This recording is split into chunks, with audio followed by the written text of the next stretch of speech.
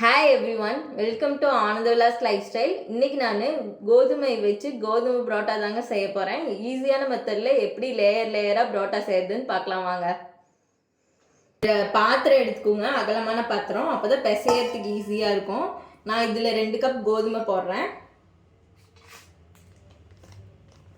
கோதுமை மாவு 2 கப் போடுறேங்க.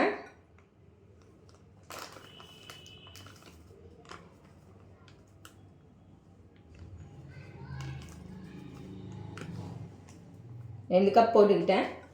இப்போ வேணுங்கிற அளவுக்கு சால்ட் போட்டுக்கோங்க.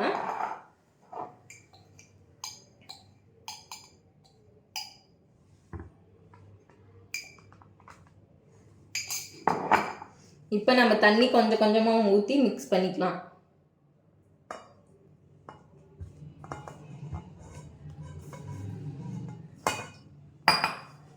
தண்ணி கொஞ்சம் கொஞ்சமாக ஊற்றி மிக்ஸ் பண்ணிக்கோங்க.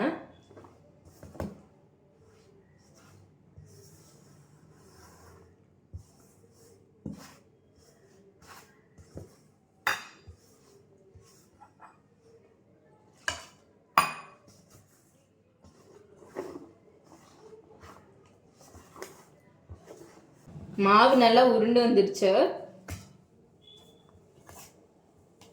இந்த ஸ்டேஜில் நம்ம கையில் பிணையணும்.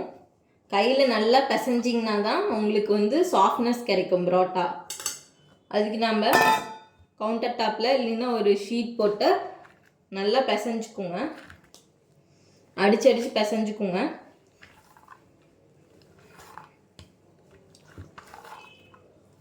அப்போதான் சாஃப்ட்னஸ் கிடைக்கும். நாமளே செஞ்சு சாப்பிடும்போது புரோட்டானா ஒரு ஹாப்பினஸ் தான். புரோட்டா சாப்பிடக்கூடாது ஆக்சுவலாக, இது கோதுமை புரோட்டா தான். இப்போ நல்லா பிசைஞ்சாச்சு. அதே பாத்திரத்தில் வச்சு கொஞ்சம் ஆயில் அப்ளை பண்ணிக்கோங்க மேலே, அப்போ தான் காயாது. ஒரு 1 hour 1/2 hour ஊறட்டும். ஊறினதுக்கப்புறம் நம்ம புரோட்டா போட ஸ்டார்ட் பண்ணிடலாம். இப்போ பால்ஸ் மாதிரி உருட்டியாச்சு. இப்போ நான் கொஞ்சோண்டு மாவு எடுத்துக்கிறேன். ஆயில் வேணுன்னா ஆயில் யூஸ் பண்ணிக்கோங்க நீங்கள். நான் ஆயில் வேணான்ட்டு மாவு எடுத்துக்கிட்டேன். இப்போ இதில் நல்லா டிப் பண்ணிக்கோங்க. ஒரு தடவை நல்லா பெரட்டிக்கோங்க. பெரட்டிட்டு எப்பயும் போல் சப்பாத்தி தேய்க்கிற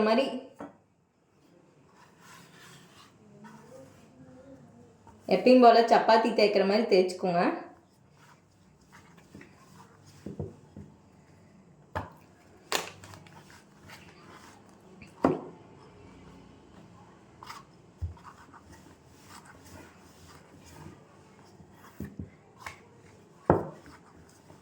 லேயராக அப்போ தான் உங்களுக்கு நல்லா வரும். ஓரளவுக்கு திக்காகவே, ரொம்ப தின்னாக தேய்க்காதீங்க.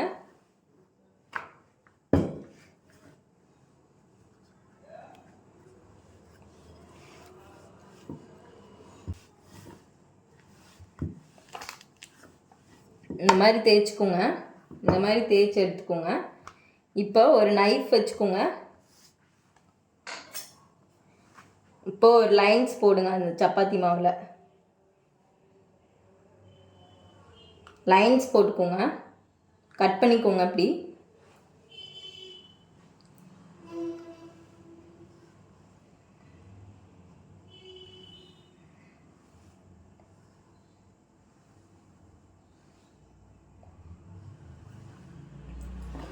இப்போ ஒன்றும் இல்லைங்க. இந்த எட்ஜை ஜாயின் பண்ணிவிட்டு இப்போ அப்படியே ரோல் பண்ணுங்கள். சுருட்டுங்க. ரோல் பண்ணிவிட்டு இந்த மாவை எடுத்து அடியில் இப்படி வச்சுருங்க. இப்போ நம்மளுக்கு புரோட்டா வந்துடுச்சு. புரோட்டா ஷேப் வந்துடுச்சு. இப்போ நாம் ஒன்றும் இல்லை, ஆயில் அப்ளை பண்ணி தட்டிக்கலாம்.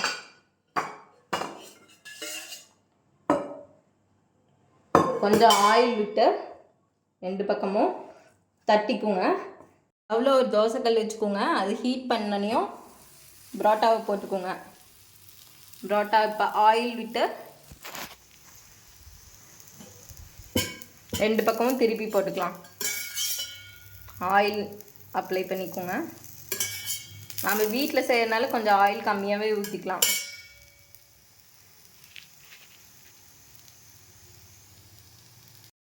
இதுதாங்க வீட் புரோட்டா. ஈஸியான மெத்தடு.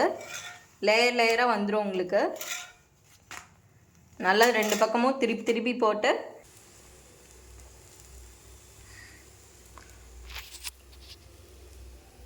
இப்போ நல்லா ஆயில் ஊற்றிக்கலாம்.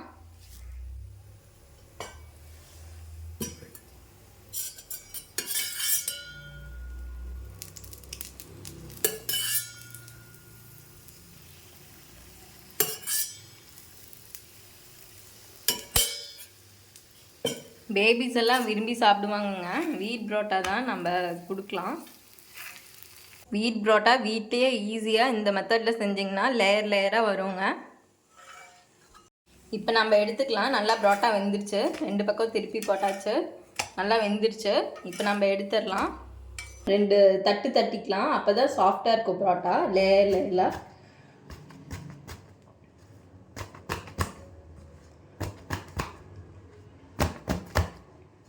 பாருங்கள் புரோட்டா லேயர் லேயராக எப்படி வந்திருக்குன்னு பாருங்கள் நீங்களே. வீட் புரோட்டாங்கிறதுனால உடையுதுங்க, இல்லைன்னா உடையாது.